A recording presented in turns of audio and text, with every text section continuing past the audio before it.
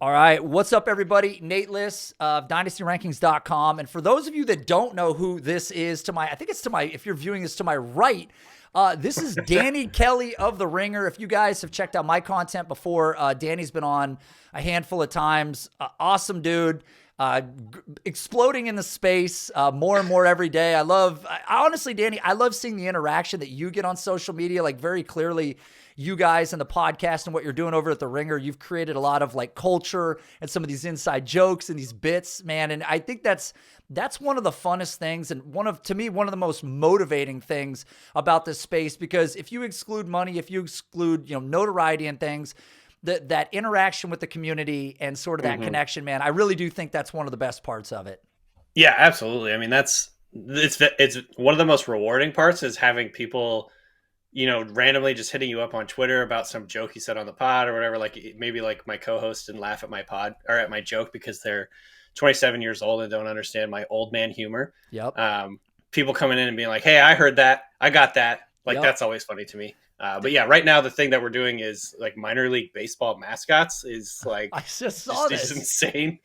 We got free hats from the Rocket City Raccoons or the Rocket City Trash Pandas. Is the name of the team. Yeah, so we're getting swag from them, so that's amazing. Super random. Is it? Okay, wait a minute. Are these minor league teams like all about the most just outlandish names that they can come up with? Yes, 100%. There's one that someone mentioned it today. Hold on, I'm pulling it up. It was they are the Binghamton. I don't know how to say that word. Binghamton. Okay. Rumble ponies. And yes. We were like, what the fuck is a rumble pony? And apparently it stems from that city being the carousel capital of the world. So basically it's a carousel horse is their mascot. So yeah, that's the one. Well, that's so funny because that's the one that I saw that made me think about this subject when I'm like, what the fuck? And the guy gives you like the backstory about what it is, but that's so funny. So wait, they're the capital of carousels? Yeah. That's their thing.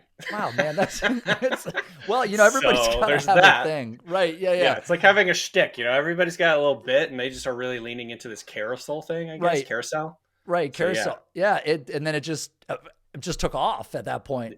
Totally. And then people were like, let's put an elephant on there and a zebra and just really outside the just box. Goes in a circle. And, I mean, just kids. Did they go?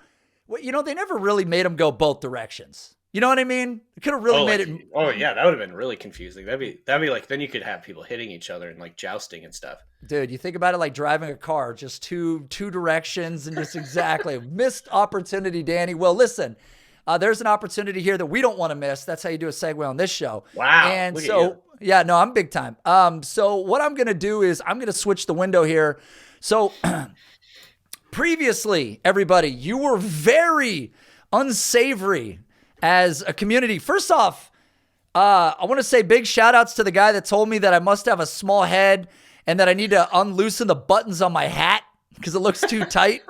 That was the YouTube commenters. There's no boundary they're not willing to cross, which is a very special thing.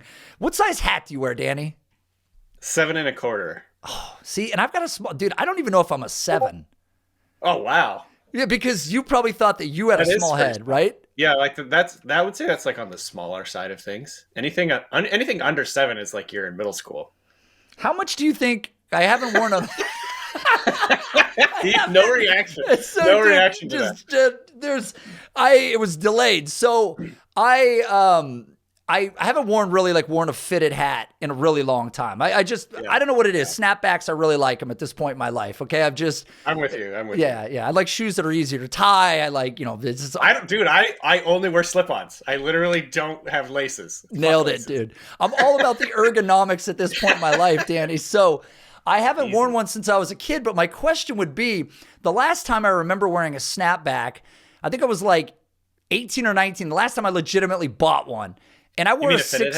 Fitted. Yeah. It was a 6 3/4. Now here's the question: how much has my head grown since then?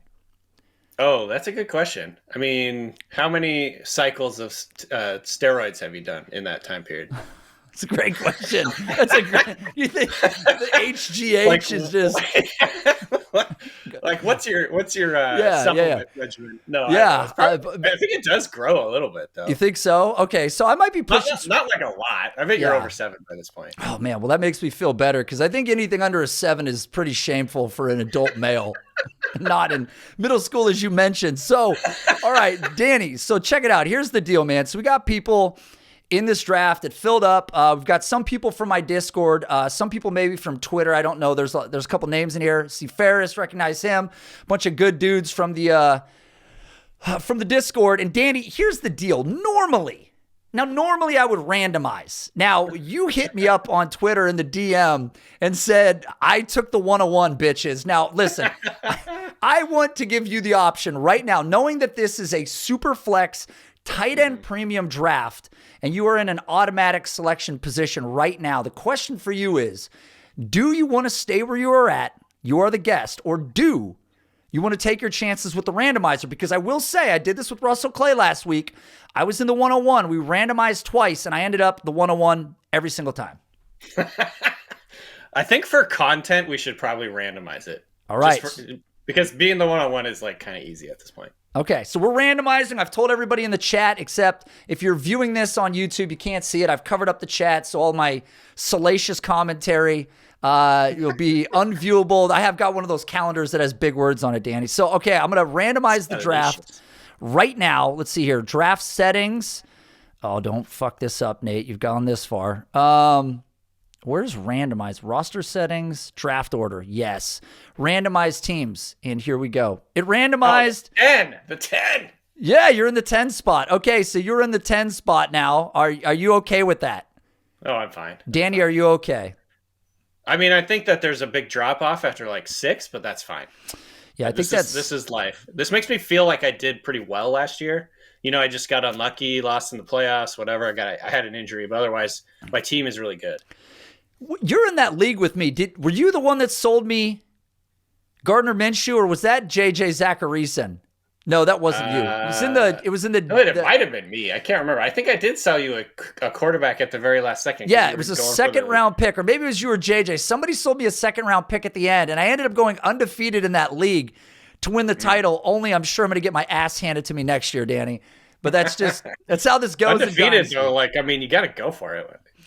Who has an undefeated season? Like that's like unheard of. And everybody's in that league, Danny. I mean, I know it's a good league, and it's like it's a 16-team league too, or 14-team. I think it's 14-team. Yeah, it's a pretty tough league, man. It's I came out hot from the draft, so you know it's just my time will run out. Eventually, the sand will run out of the hourglass. So that's fine. That's fine. Okay. So what we're gonna do, Danny? I'm gonna hit start on this draft. You have now since been kicked back to the 110. What we did last week on the show or 2 weeks ago, basically, we're going to have whatever conversation we're going to have. Talk about your pick if you want to talk about your pick, if it's notable. And from there, we are just maybe identify what we see, and then we'll put the draft board up at the end, man. This is real quick and easy, and you're going to see how fast a 4-round draft goes. So here we go. All right, let me let the chat know that we're going to start. And, yeah, man, here we go. And may God have mercy on your soul. Are you sure you want to start the draft? Yes. All right, Heckler's on the clock. Now, here's the thing. Whoa. Oh, that was a tough choice. Yeah. Automatic. Okay. Now, here's a question for you. The quarterbacks. Yeah. Bryce Young has been getting a wild amount of hate for his size, right? Like, when you go down the list of items that you would pick him apart for, literally none of it is production. Mm-hmm. So what's your take on Bryce Young? Because I really like him. Yeah. And I think the NFL really likes him too, because there's still a lot of rumors that he's going to be the first overall pick. I don't know if that's actually going to happen if he goes over Stroud, but I think, you know, the strong likelihood is he's going to be either the first or second pick. So the NFL clearly likes him too. I am a little bit spooked by the size, though. I think he is a really, really good football player. He has incredible field vision. He's a good scrambler. You know, he's accurate. He's a playmaker. Like everything, he makes everything look pretty easy, which I think is always a good sign going to the next level. But the size thing is a little bit scary to me. You know, it's just another variable. He's going to be an extreme outlier if he ends up being a good quarterback in the NFL. So that just spooks me a little bit. With that being said, I'm taking Bryce Young at 104. And I'll tell you this much, Danny. Like, here's my thing about Bryce Young. When we think about his size isn't an advantage for, staving off of, muscle injuries. It's not an advantage when it comes to a bone breaking. It's not an advantage when somebody's shoving you and touch matters on a pass. Like for me with Bryce Young, he had one of the lowest rates of turnover worthy plays. He had the lowest rate of batted passes amongst all college passers. But of course, this is your up. But the statement that always gets made to me, Danny, is that, well, he played behind this monster offensive line at a great school. But let's pause on this thought.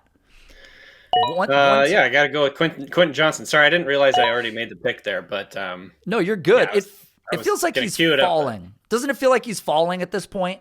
I think people are a little bit nervous about, the body catching thing is certainly a thing. His inability to win in contested catch situations certainly was something that stood out to me on tape when I first watched him. Like he doesn't play as big as he is, which is a concern. But the twitchy athleticism, the movement skills, the size, there's so much to like there that I definitely am still like bullish on him. I just think like he has more red flags than some of these other guys. Yeah.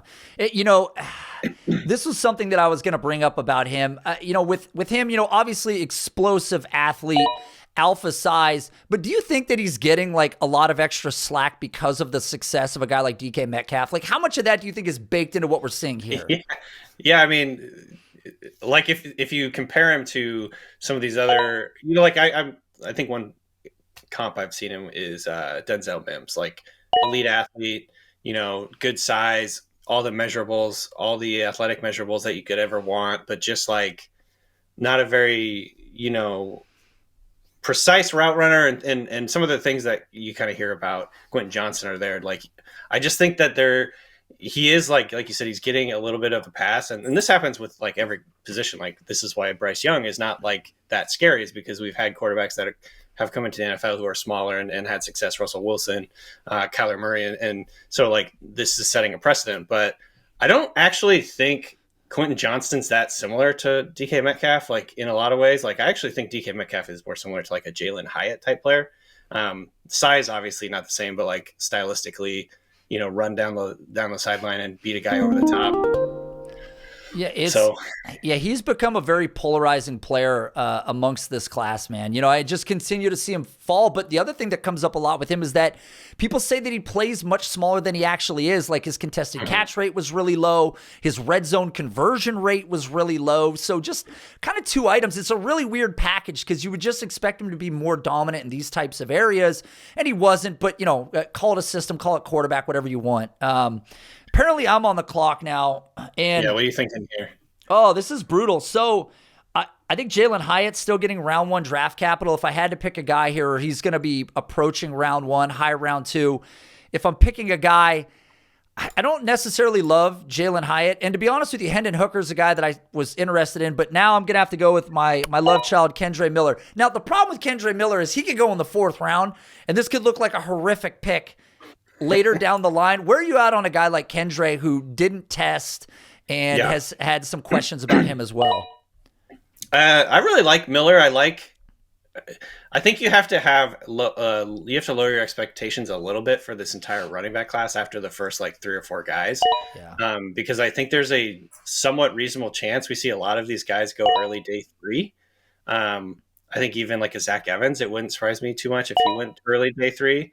Kendre Miller early day 3, Tajay Spears early day 3. The running back, the free agent running back class was so deep, and there's just so many guys. There's just not a lot of like teams that are like, oh, we really need a running back. You know what I mean? Right. Like pretty much every other team is just like, yeah, we could use some depth at running back. And so that like makes me nervous with a lot of these guys. All right, I'm up here. Yeah, you really gotta focus here. This is, and a 1-minute clock is just So Mayer and Kincaid are gone. I was gonna take a tight end. Can I put and what if I can and make you laugh? Effect? Yeah. No. Let's see. I'm depending on what you do right now. I haven't played a sounder in a while. I mean, I think I'm just gonna. This one's like kind of boring, but I'm just going with Cedric Tillman. Oh, you know what? Ooh. Did you hear that? Did that work? Is that a bonk noise? Is that like a boner? Boing. Yeah, it was a boing noise. I haven't used. Here's another great one. Oh! I haven't played these in a while, so ever since that. I stopped doing my live show, I halted that for a little bit. But Tillman, that's another one of these guys where, I feel the same way amongst the running back class as I do the wide receiver class with, some of these players. And obviously he's, in the draft class with a teammate.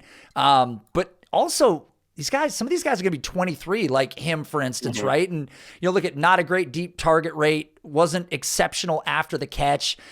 How much of this do you think, when you see how a guy performs in college, like how much do you think he differs when he gets to the league? Like, is there very much, or do you think kind of what we've seen is what we get? Oh, that's an interesting question. I think that you have to allow for room for these guys to develop and, learn to be more precise with their routes and more precise with like their timing and all that stuff. You have to like allow for some improvement. But at the end of the day, like a guy like Tillman, he's not going to be completely different when he gets to the next level. Like he, to me, is like, I think I comped him to like Cortland Sutton, like a possession receiver, a guy who wins with physicality. He can be a chains mover for you, red zone threat. Like you mentioned, he's not, I don't think he's like incredibly sudden or twitchy as a route runner. He's not going to be like a big time separator, but he's just big, physical, tough, strong. And I think he played most of this last year injured. And so like, we didn't really get to see what he could actually do. And so, I just think that he has the alpha profile in terms of his size and athleticism and play strength and all that stuff. So he's the type of guy I'm willing to like take a bet on. But I do think like, he might be capped as like a really solid number 2 though, just like based on, depends on where he goes. Now, was that ballsy right there? I just went Xavier Hutchinson. Interesting. Can we talk about this one for a second? Yeah. So I don't know where you're at on a guy like Hutchinson. He's one of the rare guys in this class, and I have a whole theory about some of these guys. Now, Hutchinson's 23. I have a theory about these guys dating back to 2020. And by the way, has anybody taken Kayshawn yet? Yeah, first pick in the third. Good grief. So here's my take on it. So guys going to be 23 years old. A lot of these guys are going to be 23 years old. Kayshawn's one of the rare cases of the very, very young talent in this draft. But you look at Xavier Hutchinson, I mean, the athleticism was average. That's one of the big concerns here. He's not like these guys that we were talking about, whether it's Mingo or it's Palmer, some of these other guys that, bring a little extra pop in the athleticism. But this was a guy that accounted for a significant level of production at Iowa State for 3 consecutive years. Was the guy from day one. Looks like you're up right here. But even last year, accounting for 38% of his team's total receiving yards. I mean, this guy has been everything for this offense. Yeah, and I thought he was pretty impressive at the Senior Bowl. Like he's a good route runner. He's really strong with the football. Man, where am I going to go with this one? I'm going to do. Ooh, this is tough. I got 30 seconds left. So there's a couple guys on my list here. Should I tell you who they are just for the sake of? Yeah, let's or whatever you. These people are not hearing me, so it won't really. Nobody matter. can hear you. I'm considering A.T. Perry. I like A.T. Perry maybe more than the rest of the field. Mm-hmm. And then in terms of running backs, like it looks like a bunch of day 3 guys to me. I mean, I'm looking at either Luke Musgrave. I'm probably going to just take Luke Musgrave because he's going to be a first round pick probably or early second.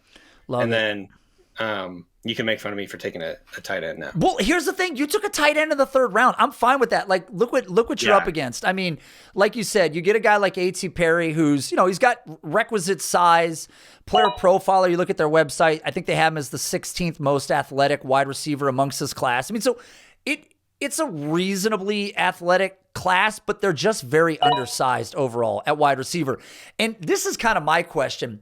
In the past, we have absolutely fried wide receivers for being undersized. And this year we're welcoming them with open arms because it's like we have no other option, right? And so my question is, how is the league going to respond? Think about the quarterbacks last year. We had 4 quarterbacks at the top of that draft class. Everybody thought that, Corral, Ritter, Malik, these guys, everybody thought that they were going to be, I thought most of them were going to go round 1 or there was a chance or a few of them could. But to see 3/4 of that group fall to round 3. Like, to me, the league showed that despite what some of the outside world thinks, they're going to play a totally different game. Not one team of 32 deviated in round 2. They all went round 3 when they did. And so to me, what is the league's response going to be to a group of wide receivers this undersized? Do you think there's a chance that they kick the can down the road on some of these guys, or do teams need help and depth so badly that they just have to do it anyways? I think it's more the latter. I don't like with the running back group. Like there's a surplus of good running backs. With the receivers, I think a lot of teams still need help. There's still a lot of teams that need a Laporta. I was going to take him. I think that's a good pick right there. Yeah, in the 4th. I don't understand some of the ADPs here are kind of confusing to me. I thought, like in a tight end premium, Sam Laporta is going to be a pass catching tight end. Like take him in the 4th easily. Yeah. So I think that there are still enough teams, especially combined with the fact that like we had one of the worst free agent receiver classes ever. Like it was pitiful out there. Right. That I think the NFL will kind of overlook, the size thing and just get guys that can come in and be number 2s and number 3s for them, give them some depth, give them some juice, play a role. And I think, maybe they're not going to look at these guys as like number 1s, but in the 2nd, 3rd round, like you're looking for like number 2s and number 3s anyway. So I think we'll still see those guys go off early day 2 and, into late day 2. Now here's the thing. I'm on the clock. Got 42 seconds left. Feeling good about myself. Haven't taken a tight end yet. Really diversified this draft for no reason whatsoever. And honestly, a lot of the running backs that are left are mostly undersized, and some of them, Evan Hull's a guy that kind of is dynamic and can do a little bit of everything, but I kind of question what the reality of his future in the NFL might be. So really, I'm kind of considering the idea of going Zach Kuntz here because being the most athletic tight end amongst this whole group, God damn it, I got to do it. Didn't necessarily want to do it, but here's my thing. We've seen him perform, not the youngest guy necessarily, but peak athleticism. And when we talk about tight ends that have been successful, they generally come out of nowhere, Danny. George Kittle kind of came out of nowhere. These guys take multiple years to break out, but oftentimes the one unifying metric that we can lean into is athleticism, right? And so I'm taking a shot in the 4th round, I guess. I mean, honestly, like in the 4th round, here's what you need to hit with a tight end one of these, I think. The athleticism is like the big prerequisite just because you have to be able to add a little juice to the offense. But like honestly, fit and landing spot, when we're doing pre-draft rookie drafts like this, like it just makes a ton of sense to grab a guy like that because if he lands with, say, the Cowboys or a team that loves pass the tight ends and has like an opening there. Like if Kuntz lands with the Cowboys in round 4, like I'm going to be way more excited about that than some of these other guys who might be buried behind other tight ends for a couple of years and things like that. So I'm back up again. My guy that I was going to maybe take last round is still there in A.T. Perry. I get why he's fallen here. Like he's a little older. He's 23 years old. But to me, he proved that he's very athletic. He's got the juice. He gets downfield, tons and tons of production. He led the nation in touchdowns last year in 2021. I just think he has the skill set to contribute right away, be a red zone guy. So I'm going to take A.T. Perry right here. Even though I had my eye on Tucker Kraft too, another tight end who I think is going to be a top 100 pick. I don't know. A.T. Perry to me is just like he's probably going to be late day 2. And in the 4th round, you're just going for traits, really, I think, like you said. So hopefully land somewhere good. Well, it's interesting because A.T. Perry had, I believe, the most air yards in all of college football last year. So, I mean, you get these guys that they're very clearly like making a concerted effort. Here's the problem with air yards, right? Air yards is either targets, like if you have 800 targets at a yard a target, or you have, 10 targets at 80 or whatever it is, then you're going to get to the same requisite outcome. But you want these guys that are being targeted irrespective of anything. And I think that's a good pick. And he has certainly had some hype around him. It's interesting when these drafts end though. If this motherfucker times out in this house, second to last, ban him. Let's go. Ban him, man. Come on, bro. Ooh, Mingo, that's kind of an interesting pick. Okay, I was going to bring up Mingo. That's okay. So I kind of forgot about him, if I'm being completely honest. Yeah. Yes. So, dude, that's kind of where I was going with this. Like, Mingo was one of those names. When you go down the list of the guys that really performed well at the combine, This is a guy that definitely raised his stock. And you look at the size and some of these other things, and how many guys are checking in with athleticism and size and all in one? Because again, this draft class is just so damn small at the core of it. Yeah, I mean, he's the guy, when you watch his tape, it's actually kind of a little bit boring just because he wasn't like a huge, heavily targeted guy, but you can see the athleticism. And when people are comparing you physically to A.J. Brown, there's something there. You know what I mean? That's at least worth taking in the last pick of the 4th round. You know what I mean? It's not like you're giving up a 2nd round pick for that or whatever. If he doesn't pan out, so be it. But he's a guy, maybe he'll end up being like Quincy Enunwa or something like that, where, you get it. He went out of the league because he had a bad neck injury, but he was producing. He was like a slot receiver, used his size, he's one of those power slot type players, and he was pretty productive there before he got hurt. And so, maybe he ends up being a guy like that who just is so athletic you have to use him. And I wouldn't say I was incredibly impressed with his tape, but movement skills are there, yards after the catch, size, physicality. He plays pretty big.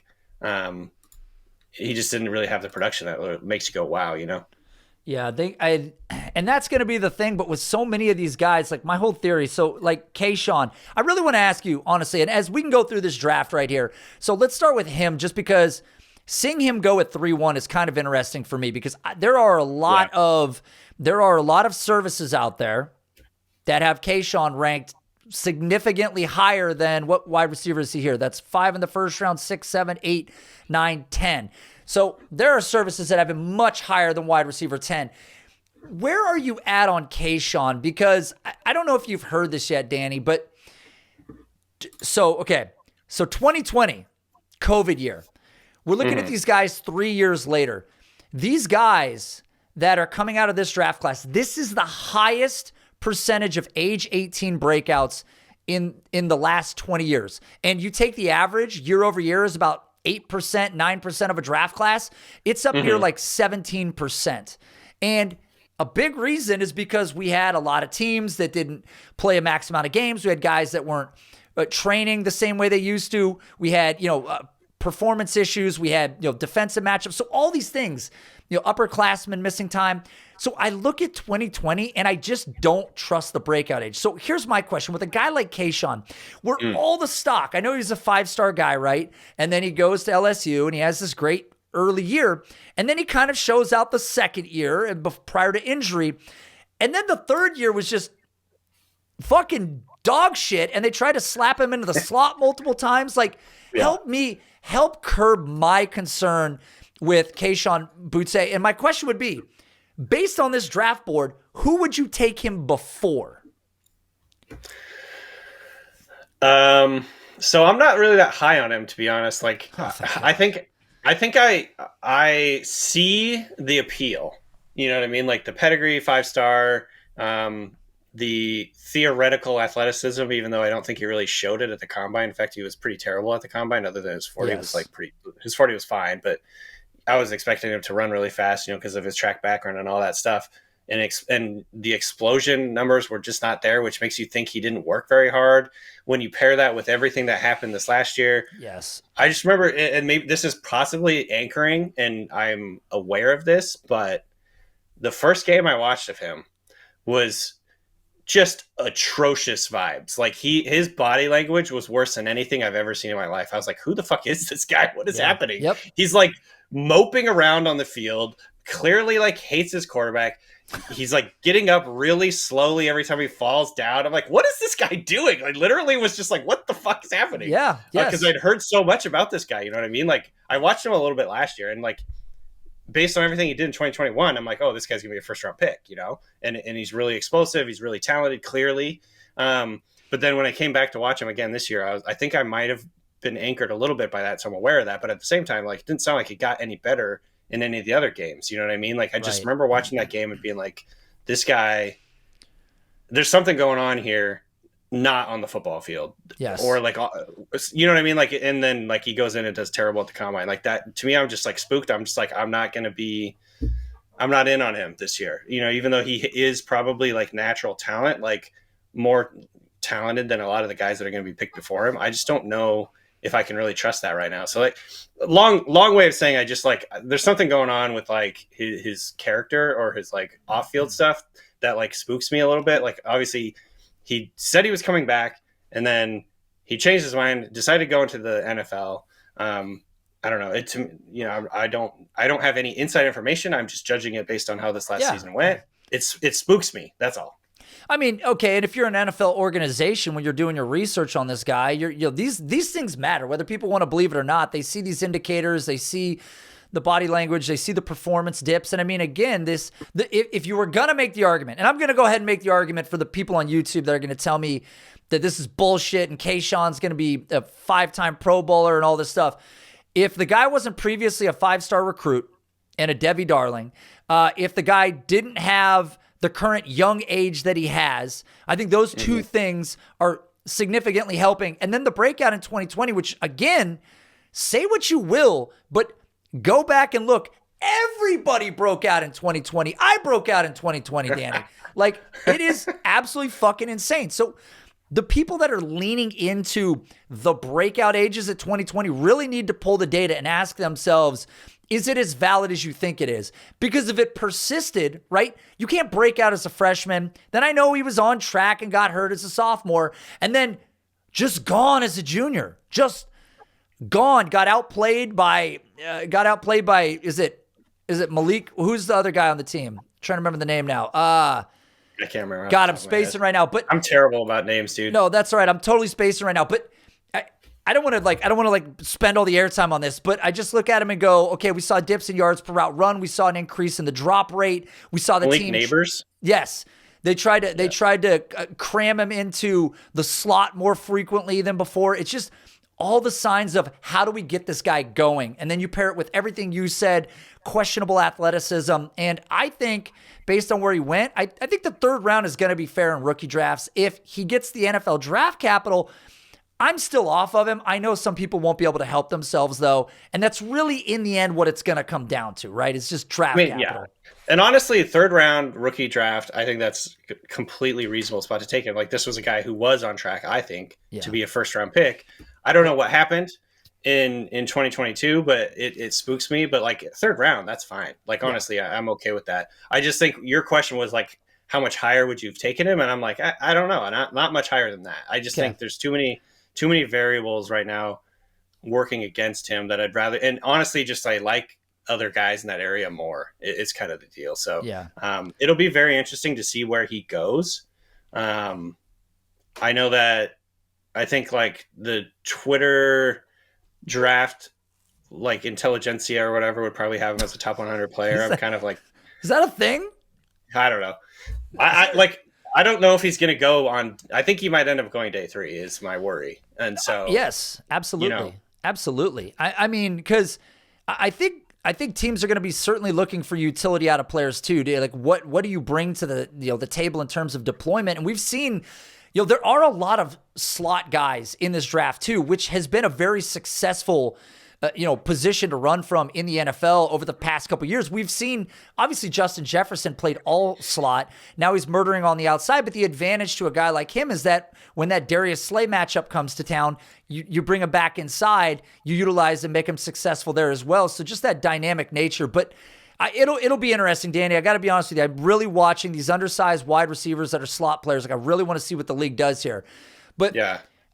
I got a question for you because recently we saw some pro day numbers come out for Abanikanda.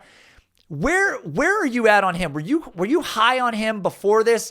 And how unrealistic do we think these pro day numbers might be? Well, that's a whole different discussion. Is like, where do we get these numbers? Was it his agent that gave everyone these really good numbers? I do think the speed shows up on tape, though. Like, he is clearly a very fast running back. You know what I mean? I think that is what we know. That's based on what we're seeing with our own 2 eyes. He's very fast. He's explosive. He does have that explosive element. So like the jumping and the speed numbers kind of make sense. I don't really know if it really matters that much. That being said, I wasn't insanely high on him. I think where he went is actually about right to me. Like, I might take him over Bigsby. And so the guys that went above him, Zach Evans, Kendre Miller, Tajay Spears. My dog is hanging out with me right now. He's like wanting his dinner. Nice. Tajay Spears, Devon A-Chain. I think I would take him right after that. So I think he went in about the right spot where I would take him. Stylistically, I've talked about this on a couple other pods. Like, he's just not really my type of player, like the type of guy I typically gravitate to in terms of like make you miss with short area quicks and elusiveness and things like that. He's more of like a hard charging straight downhill runner in the, so I think the mold of like a Isaiah Pacheco type guy, where he's just like, he runs really hard and runs really fast, but maybe isn't going to be the make you miss in a phone booth, make you miss in a short area, create on your own type of running back. And so, but at the end of the day, like, I'm kind of just, even though like he isn't like my guy, he's not one of my quote unquote my guys, I'm leaving the reality. I think the reality is, like, with those measurables and his age, he's like 20 years old. Like, he's going to be one of the higher drafted running backs most likely. And, you know, he could have earned a spot in the league. So I'm like definitely willing to take him in drafts, if that makes any sense. So he's like not my favorite player, but I think this is about right. In fact, if you take him in the second round, late second round, I think that would be fine too. Yeah, it's really interesting within like his advanced metric profile. He wasn't a guy that forced a ton of missed tackles, and he was also a guy that had one of the lowest rates of yards after contact when hit at the line of scrimmage. So he hasn't been. That's exactly what I'm saying. Right, yeah. Right. So it's really interesting because those are the kind of questions where I'm like, well, if at the college level that was a difficulty for you, like, how does that translate to the NFL level where the holes are smaller and the opportunities are less and the defenders are faster and people are keying in on plays? Like, he's got in this draft class with so many undersized guys, like he's a godsend, because you're like, okay, like, if, you know, right, he's big, fast, and physical. Yeah, 100%. And we need that in this draft class. So it's just, he's a really interesting name. And I think some of these, pro day performances have been a little over the top, especially, who was it that held their own? Was that, what running back held their own? Was that Tajay Spears? I can't remember. I thought it was Chase. It was either Chase Brown or Sean. It was Chase Brown, wasn't it? Oh yeah, I think you're right. I can't remember, but I know what you're talking about, where they were like, did they release like a video of it or something? Yeah, God. Was that Sean Tucker? Was it Tucker? Dude, now I'm spacing. This is a horrific opportunity for me to get this right, and I'm not. I can't. I'm gonna Google it while you talk. Yeah, okay? Google it. Yeah, I'm filling. This is called filibustering. I'm gonna fill for time for space. I thought it was him. I'm gonna lean towards. No, it is. It's Tucker. You're right. It's Tucker. It is Tucker. Tucker's an interesting one too. I mean, again, when we look at some of these guys, a guy had an immense amount of his own backfield for being undersized versus a player like Jahmyr Gibbs, who's getting a ton of buzz for the receiving capability, but also really only owned, I think, maybe about 34% of his team's total rush attempts, which is relatively low, right, in the grand scheme of things. But anyways, Danny, if you look at these teams in this draft currently laid before you, if you had to pick one team that wasn't your team that you think won this draft. Okay, let me look here. Yeah, that's a good question. Take your time. Well, let's just run through it. Like, first, Heckler, he has Bijan, Hendon Hooker, Keyshawn Boutte, Kenny McIntosh. Like, I think that's a solid draft. I think you're shooting for upside with the third pick, obviously, or the third round pick. Hendon Hooker, like at the 1-2 turn, I think that's a fine spot for him. He could end up starting in the league, so in a Superflex, that's pretty good value. So, like, he had a good draft. Picking from the one spot, it's a definite advantage. Just gonna go. I won't name every player here, but like, this is pretty good one. The one in, whether you like Richardson at 1-2 or not, I don't hate that group totally. To get Bigsby in the third, I actually like Josh Downs. I don't know where you're at on Downs. I actually do like Downs. I like Downs. Okay, I like Downs a lot. Oh, thank God. He is the most explosive little guy. He's not the fastest little guy, but he's explosive and he plays the biggest. In my mind, like, he's really good in contested catch situations, super confident in the air, great body control. He can really like break off a corner on like whip routes in the red zone, all that stuff. He's just built a little bit more stoutly, I think, than some of these other teeny tiny guys. Some of these other, like shrimpy players, that all these receivers that are like 170 pounds or whatever. He just feels like, to me, he's a little bit built a little more thickly. So he's a guy that I like. And plus, like, the analytical profile is really strong on him. Yes. Early production, really, really, really good production. And he's young. So I think there's a lot of things going for him. I do like him, but again, there's a concern that he's going to be a slot only in the NFL, which I think is fair. But you could end up being a really high volume guy. I comped him to Elijah Moore. I think they have a lot of similarities in terms of like their play style. Elijah Moore might be able to play outside a little bit more, but still, I think Downs is going to be a good player in the NFL. Love it. Love it. So let's see. Yeah. Work your way down the line. Well, I like my draft clearly. Obviously. Jake L8 with Addison. This is the all smalls team. Addison, A-Chain, Tyler Scott, and Mitchell, the running back. That's amazing. But I will say Addison, A-Chain, Scott, even though it's the all shrimp team, is really fun. Like I like that combination a lot. Right. I don't know. Keaton Mitchell, he's definitely exciting. 4th round pick. You might as well do it there. Smaller. Yeah. But yeah, Addison, A-Chain. A-Chain is like my catnip, I guess, or whatever you want to call it. Like I cannot quit him. He's so fun to watch. I'm 100% hyper aware. He's 188 pounds. Believe me, I get it. Yes. And we just had this conversation. I get it. He's probably not going to have a high volume, role in the NFL, but I still am going to be taking him in second rounds because I love him.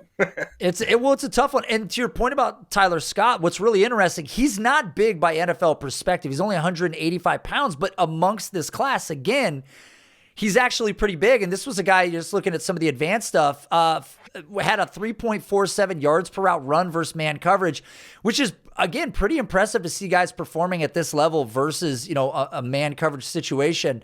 But he's a player I like too. So that's a team that you're ranking up there slightly amongst this class? Yeah. And I was looking Zandy 214. Getting Kincaid, honestly, Kincaid at the 2.8 is maybe the biggest steal in this whole draft, I would say. Interesting. I think Kincaid, I would take Kincaid at the 1-2 turn. Really? I think he had, and obviously, the tight end thing is these guys take a long time to develop usually. They do. And that's certainly a concern. And you can trade for them later if they have a bad rookie year or whatever. I get all that. But again, it's landing spot dependent. If Kincaid lands in a team that utilizes their tight ends, I think the sky is the limit with that guy. So to me, Zay Flowers and Kincaid at the 2.8, that's a solid draft. Yeah. And then McBride's a really fun runner in the 3rd round. He doesn't catch anything, but maybe he will in the NFL. Probably not. Probably not. I think he had 5 catches through 3-4 seasons or something like that. It's historically low usage in the by the way, he's also fumbles all the time, which is a little bit of a concern. Yeah. But really fun runner. And then Evan Hull in the 4th. I mean, yeah, why not? That's a good pick. All right. He could be used in the passing game a lot. I'm swayed. I can see the allure of this. I don't want Zandy to know. He's part of the Discord. I don't want him to know that you thought this was good. But I will agree, I'm not the biggest tight end guy, but when you look at the guys that went off the board beyond Kincaid, no offense to you, but A-Chain, again, undersized historically, what are the odds? Probably not great. There's questions about every single receiver beyond this point. And some of the running backs. Now, with draft capital, we may be talking completely differently about the dynamic, landscape of what we're seeing here. If some of these guys get draft capital that we don't expect, if Abanikanda goes pick 56, he's not going at 3-3 in a rookie draft. So these things can shuffle. But all right, look, I didn't want a concession with that statement, but I can see that the advantage of being one of the early guys in this draft here is that you get a shot in the first couple rounds of sort of these premier players. So, I mean, I was also going to say Swerve, getting Gibbs, who I don't hate, but again, if you've got to pull the trigger on running backs, some guys are saying that Charbonnet is a player that they prefer to Gibbs. If these two guys are separated by 10 picks in the NFL draft, let's say one of them goes pick 41 and one goes pick 49. Is it a coin toss to you, or does landing spot matter more, or do you just have a definitive no matter what between these two? That's a good question. I mean, it's tough. I think I have the same concerns I have with A-Chain in terms of Gibbs. His role in the NFL is dependent a little bit on where he lands and how they utilize him. He's 200 pounds. He's 199 pounds. Yeah. And so, he would be considered an outlier if he ever has elite volume. And so that is a worrisome thing. But at the same time, he's a really, really good pass catcher. And in PPR, obviously that's a big deal. And he is way more explosive than Charbonnet. And so I don't know. It's one of those things that are completely different styles. It's almost like they're playing two different positions, so it's hard to compare them. But I would still lean Gibbs in that sense. But I do like Charbonnet quite a bit too. I think he's the type of guy that's going to last in the league because he's big, physical, fast. He can catch the football, kind of do it all. He might be like, he's not the most flashy guy, but like he's sort of just what I think coaches look for at that position. And so he has a chance to last for a while. It's kind of like in the David Montgomery mold, but maybe a little bit more explosive, straight line.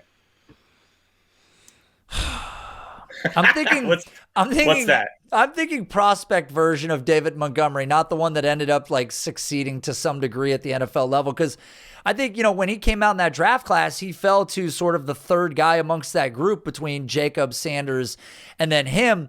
But no, I don't hate it. I just think that Charbonnet really does show like a three down skill set at, at a substantial size. And again, I keep going back to this. You don't want it to be the reason that you select one player over another, but amongst this landscape, there are very few guys that hit sort of those requisite markers, and he does. And so it'll just be interesting to see, okay, what is the league prioritizing? Do they think they can get a Jahmyr Gibbs to do the obviously best case scenario is an Austin Eckler type player? Because it's unlikely that if at Alabama they weren't using him in an every down role with massive amount of rushing volume, that at the NFL they're going to chance that, knowing how high the injury rate is at the position. So, all right, man. Well, is there anything else that you see on this board that stood out to you that you'd like to make a comment, statement, slander someone's name? This is your shot. This is just besmirch. Yeah, someone. yes, there you go. Yes, this is your opportunity. Well, let's put it this way. I was surprised pleasantly that Marvin Mims went at the 112 spot. What's your take on Mims? I'm actually really high on Mims. I think, he's sort of a discount version of like an Addison to me, like not necessarily the same player, but, similar size, good production early on, analytically he's really strong, but obviously he's coming from, he's coming from the Big 12, so there's that concern. But I think there's been a good amount of guys coming out of Oklahoma that succeeded. So Marvin Mims to me at 112 was a bit of a surprise, just based on kind of what I'm seeing on Twitter and things. And again, I don't know if you mentioned this. This is my first rookie draft. I didn't mention that I've done this year. God. So to me, this is a very strong learning experience. I just sketched out my rankings because I have not done any rookie drafts this year yet. Look at this 47-minute mark of this video. We finally buried the fucking lead. Buried the lead, yes. This is me like realizing, wow, I'm way higher on some guys than maybe this is not the consensus, but then whatever the ADP is here. And so, like I would have been way higher on Kincaid. I would have taken Mayer probably a little bit earlier, Laporta. I would have been higher on Musgrave. So like obviously the tight ends to me, like in tight end premium, I'd be putting a higher priority on those guys. And then I was pretty surprised Mims went that high, although I think that's a good pick. I like that pick. I'm just a little bit surprised that happened. I think it's about right. When we look at this group again, some things are probably going to change. Again, I think if you're right, if you think Kendre Miller gets, I think you mentioned maybe early day 2 capital. If Kendre does, if Zach Evans do, if both of those guys do, I think they're going to press a guy like Mims potentially, who looks like he is still getting second round draft capital, but running backs are hard to come by, so it just depends amongst this class. But with Mims is, again, 183 pounds. So again, amongst this class, that's actually a good thing. Runs a 4.38, but a very true vertical threat. And this was a guy that you look at the college yards per reception, 20.1. Highest yards after the catch per reception at 13.4 on deep targets, was also top 9 overall in yards after the catch. So there are guys that make big plays downfield and then get nothing after the catch. That's not the case with this guy either. So I think there's like a very sort of dynamic capability about him that we're maybe not seeing in some of the other players that had a little bit of speed or maybe were slightly undersized. So I like it as well. I think realistically, he's going to go right with this group. I think he's going to go probably maybe right before downs pretty consistently, depending on landing spot. And I think this is fair. I think being after the first 4 makes sense to me. Yeah. So that was the first thing that kind of stood out to me.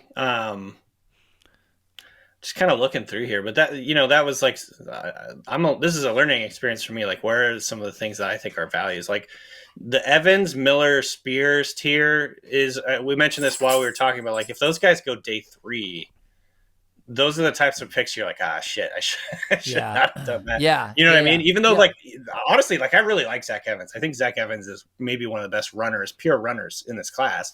But he's got so many boom bust elements to him, that I just don't really know. And I think he could be a day 3 guy, even though some people don't want to believe that.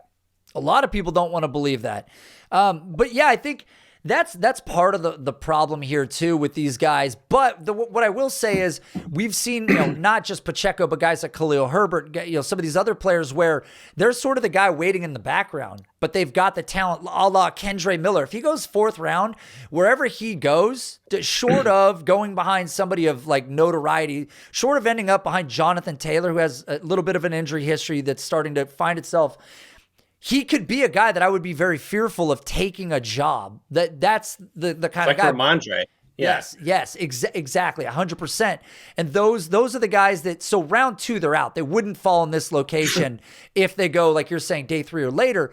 But landing spot dependent, they could find themselves sort of at the back end there with Rice or, where Kayshawn is, or Bigsby potentially starting to kind of be on that turn when we start to get that draft capital and landing spot. Because at some point, you have to make a business decision like Pacheco. Right. Can he ascend this depth chart? Does he have the requisite tools? Is there any other competition? If not, then maybe he climbs. So, yeah, I think that's a good call, seeing that cluster. And those guys feel about the same to me right now. I'm wondering, just like, because obviously we do a lot of drafts pre-draft, and that's always really fun.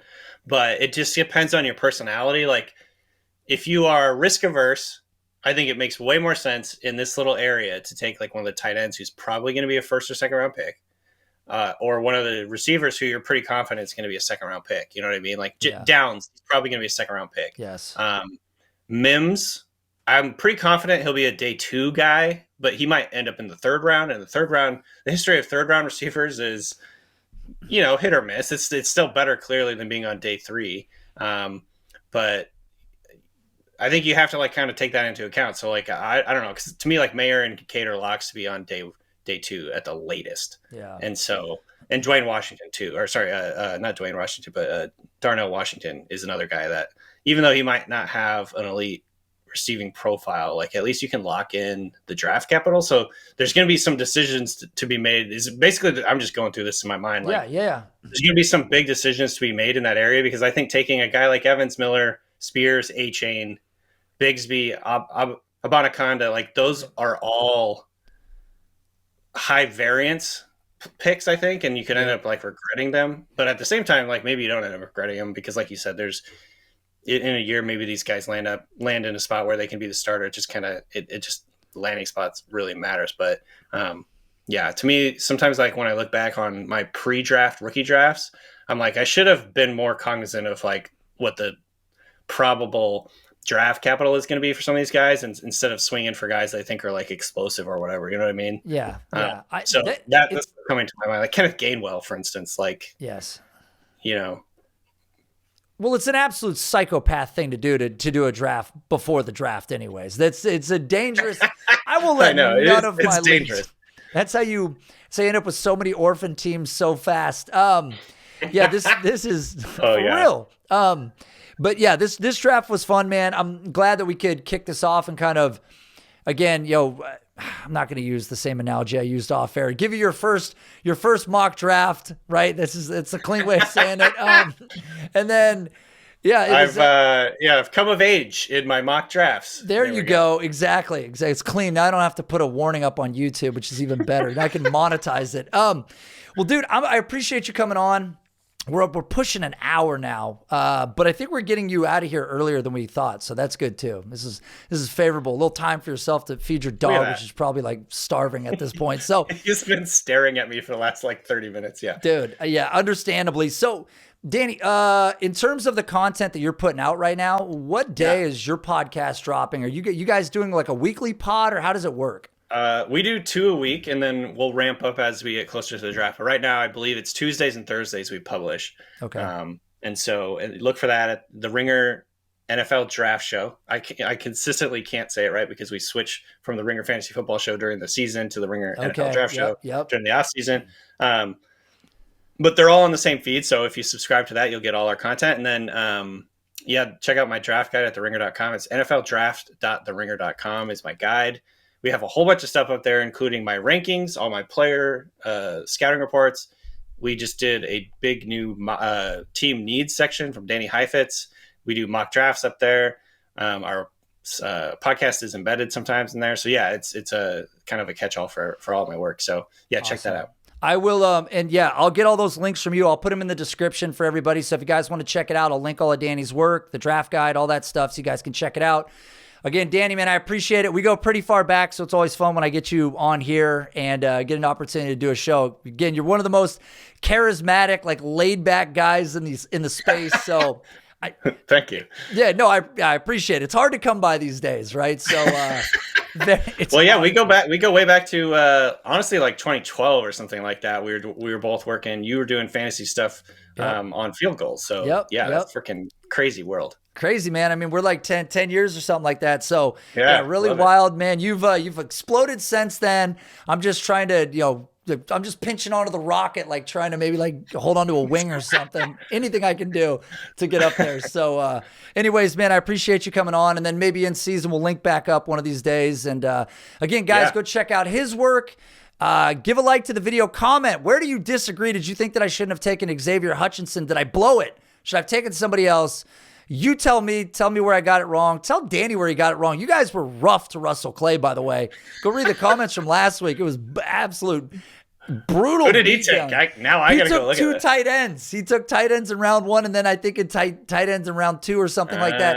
And I was like, but it's not a tight end premium draft, Russ. And I don't know. He had some pie in the sky theory. But anyway, so I think you came out of the gates a lot cleaner this week than maybe Russ did last week. But it's still a great showing, Danny. So anyways, thank you guys. New content coming out in the future. And again, check out everything in the description if you want to learn more about what Danny's doing, if you didn't already know. And I will be back next week with another guest, and it's going to be an absolute surprise. We'll see you then.